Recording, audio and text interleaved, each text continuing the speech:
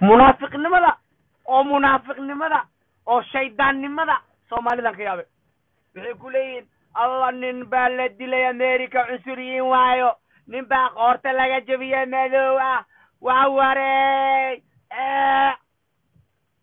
ayaga isla dadkan oo la raran jiray laakiin I have question hal su'aale ya Ahmed Dawlo muxuu ahaa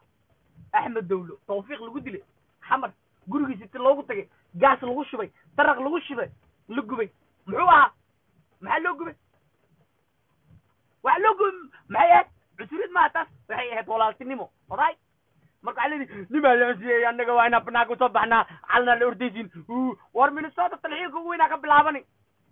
toromna jaanis oo haystaaniyow daanyeerayow dantiina aqoonin doqon waxa ugu daran taantanteeda aqoon